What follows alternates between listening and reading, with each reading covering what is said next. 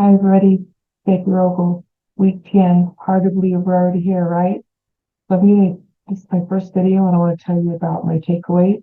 We started with Speak Men by Brian Tracy, and I learned a lot from that book as well. And what hit me first off was when he talked about 90% of our success is based on how well we prepare. And that's something I learned a long time ago in other areas of my life. So it made a lot of sense, although I didn't know it's all the way to 90%, which is good to know. That means we really need to spend time preparing.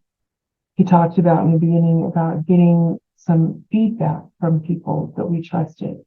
He talked about some of the lessons were about controlling our voice, the rate, the speed, the tone, our body language, and especially about making sure we control the space in which our audience is at. So he spent quite a bit of time on, things like sound, lighting, or how the temperature of the room. I never really realized that made that big of a difference in it.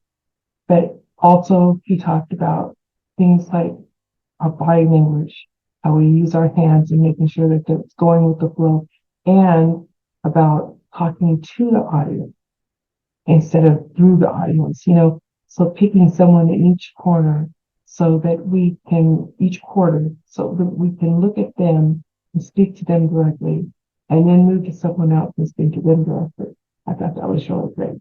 And then, of course, we moved on to the second book, which is a year for better preaching, but we moved through it pretty fast. And there were a lot of takeaways on that too. I liked about talking about different talking style, being able to talk to different learning styles, right? And how we balance our talks from different parts of the Bible. Because we're giving sermons, this is homiletics. So we're talking about learning how to speak throughout the Bible. So pulling from different sources and not relying just on one particular source. Talked about, he also talked about voice and gesturing and stuff and changing style. And I thought it was really cool that he even bringing tech in, like texting in the sermon. Now, that's a little more difficult for smaller churches. But if you have enough people and volunteers you can use those resources to interact in that way, I think it's really great. I think that social media overall can really help our churches grow and thrive in this new age. He also shared about a call to action. And I've always thought that was really good. Asking people at the end of talk, what can you do, or what next step can you take, and how do we bring this home? Because unity is such a healing place to be. And it's so awesome to share it with other people that might not know of the truth that is spoken in these rooms.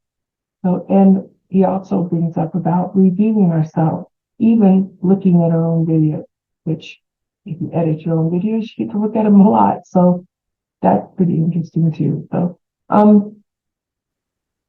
from our last little bit of reading, I did want to bring up the point that stuck out the most for me, which was about writing the sermon for the ear. So I didn't really put much thought into it until I started reading this. But I think this is where sometimes I get caught up in my talk, because I write it like I'm writing a paper. And then I'll put my notes up thinking like that's paper. And when I try to follow along, it doesn't sound right. It doesn't come across right. Because I'm not writing saying it for the ear. The person is listening. And when they're listening, it's not the same as when we're reading. So I thought that was he had a really good point there. So all in all, great practices with both books. Definitely references for me. I look forward to using all of the tools and tips that are shared in it. Namaste.